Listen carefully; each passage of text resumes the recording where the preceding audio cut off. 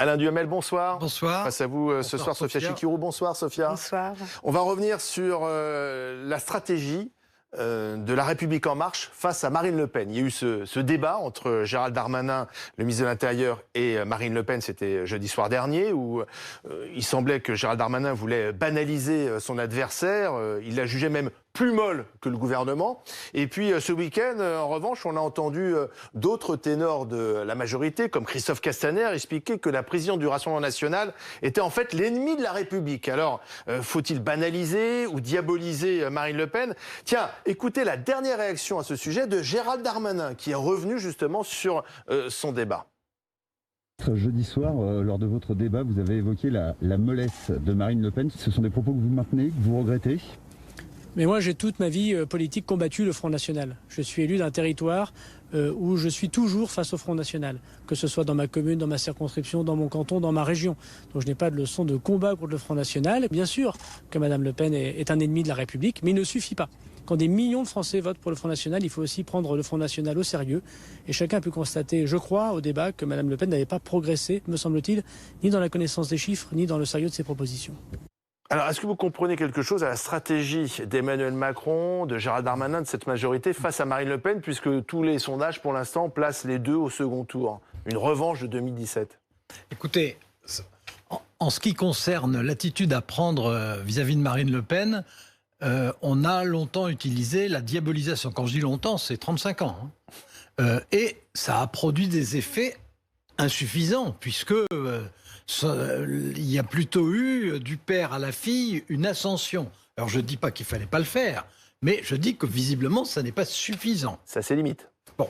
Alors ensuite, il y a la tentation qu'a très maladroitement exprimé Gérald Darmanin dans son débat, et qui, en fait, revenait consciemment ou pas, volontairement ou pas, pour faire le malin ou pas, pour essayer de faire de l'humour ou pas, je n'en sais rien, mais le résultat, c'est que ça tendait à banaliser Marine Le Pen et à donner d'elle une image non seulement respectable, après tout elle peut y aspirer, mais l'image de quelqu'un de modéré et de tempéré, ce qui est ridicule. Ce qui correspond absolument à rien.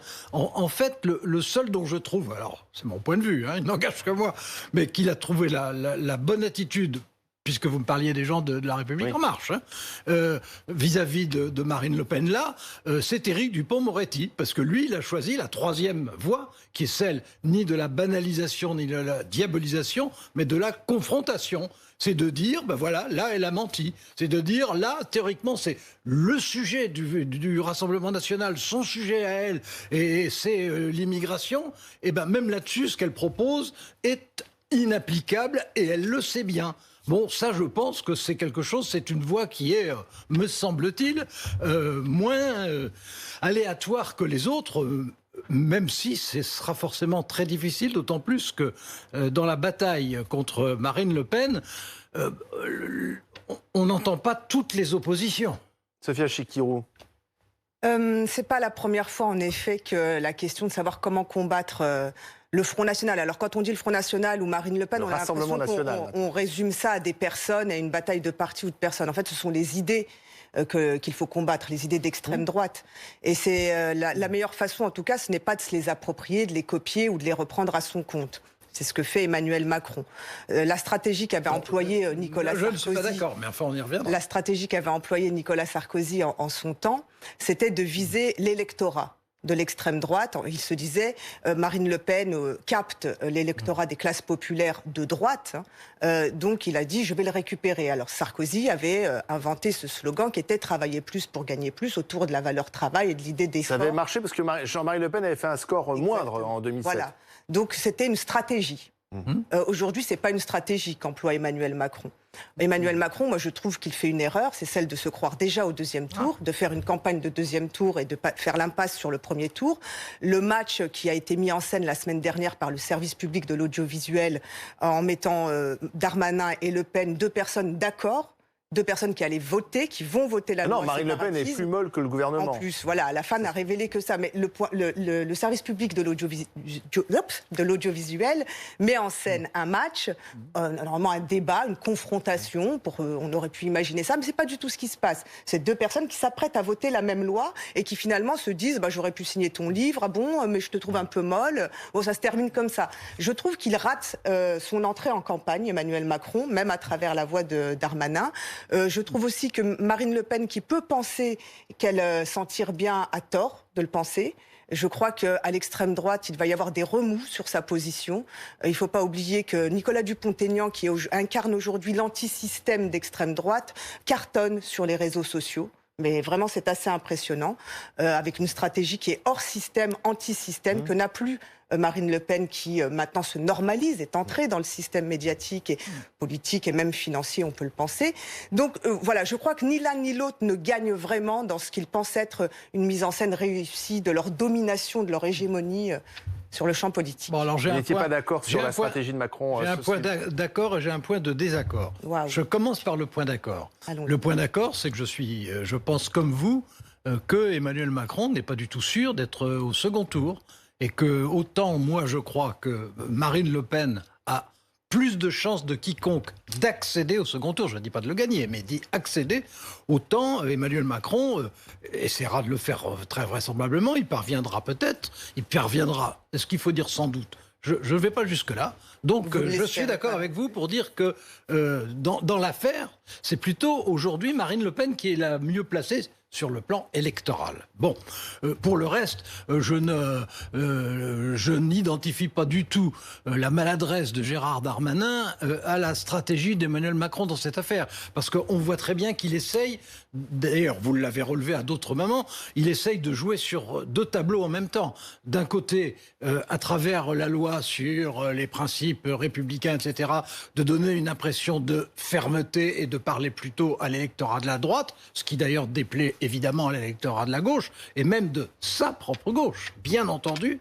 Donc, il essaye de ce côté-là, et puis il essaye simultanément de mettre en place ce qu'il appelle l'égalité des chances, donc de donner des signaux dans cette direction. Je crois que Darmanin, il n'était pas du tout, c'est pas du tout le cerveau d'Emmanuel Macron qui parlait par sa voix. Je crois qu'il a voulu se pousser, il a voulu être brillant, il a voulu prendre à contre-pied Marine Le Pen, et il s'est trompé, alors même qu'elle n'a pas été spécialement bonne. Moi, je les prends au sérieux. Je ne crois pas que tout est affaire de pure communication et d'apparence. Moi non plus. Donc je pense qu'il y a une pensée qui est... On est dans un système où, avec cette crise sanitaire, on a constaté et observé tous les limites du néolibéralisme et ses conséquences sur la société. C'est-à-dire que les gens subissent de plein fouet des dégradations de leurs conditions de vie et de leurs conditions d'emploi. Face à ça, la réponse du néolibéralisme partout dans le monde, c'est la carte identitaire qui sert de joker. Donc ça va mal, tout va mal, on vous sort la carte identitaire. C'est une sorte de cache-misère, finalement, de jouer sur les différences identitaires. Oui, ça n'apporte pas plus de réponses aux problèmes qui sont posés. Le débat, est-ce qu'aujourd'hui encore, on peut dire que Marine Le Pen est une ennemie de la République? Parce que c'est ce que disent Christophe Castaner et d'autres. Moi, je considère que les idées d'extrême droite mettent en danger la République, la cohésion nationale. C'est évident. Oui, mais Marine Le Pen est-elle une ennemie de la République? Je reprends les mots qui ont été prononcés. Son parti n'est pas interdit. Elle est dans le champ des partis politiques qui se présentent. Je ne l'ai pas entendu mettre en cause la République française. Donc, moi, je trouve que c'est pas parce qu'on va la qualifier d'ennemi de la République qu'on aura raison. C'est un terme, voilà, il y aurait les ennemis et les amis, et puis les amis de Macron sont tous des amis de la République. Je crois que la Macronie fait aussi beaucoup de tort à la République dans le séparatisme social qu'elle impose. Je vous pose la même question, Alain. Est-ce que c'est une ennemie de la République? Et le dire, est-ce que ça fait reculer Marine Le Pen? Alors, d'abord, ça ne fait pas reculer Marine Le Pen, puisqu'on voit l'évolution des votes depuis que son père a fondé le Front National. Donc ça ne la fait évidemment pas reculer. Est-ce qu'on a le droit de dire de quelqu'un qui joue le jeu électoral et qui ne cherche pas à s'imposer par la violence physique? Ce qui est son cas, elle ne cherche pas à s'imposer par la violence physique, et elle joue le jeu électoral. Est-ce qu'on a le droit de dire qu'il est en dehors des limites de la République? Non, moi je ne pense pas. Castaner le pense peut-être, mais moi je ne le pense pas. C'est pas des vieilles ficelles? Si, bien sûr, ce sont des vieilles ficelles, mais elles ne marchent pas. C'est pour ça que je dis, la banalisation ne marche pas, la diabolisation ne marche pas. La seule chose, c'est la confrontation, qui est d'ailleurs la démocratie. Mais qui est ratée. La confrontation, c'est la démocratie. Mais ce qui m'inquiète aussi, c'est que je trouve que les autres oppositions, qui ont le droit de dire ce qu'elles veulent et de faire ce qu'elles veulent... Exemple les oppositions. Jean-Luc Mélenchon, par exemple. Par exemple. Insoumise, qui était pourtant, qui s'est présenté comme le premier adversaire de Marine Le Pen. Mais les oppositions, c'est vrai de Jean-Luc Mélenchon, c'est vrai des socialistes, c'est vrai des écologistes, c'est vrai des républicains, etc. Les oppositions, je trouve qu'elles ne se donnent pas assez de mal contre Marine Le Pen. Moi, je suis pas d'accord, évidemment, avec ce que vous dites, d'ailleurs, et je n'en suis pas étonné. Je n'en suis pas étonné pour une raison très simple, c'est que régulièrement, quand on arrive à un an de l'élection présidentielle, le président sortant, quand il se représente, le président sortant est la cible de tous. Ça a toujours été comme ça.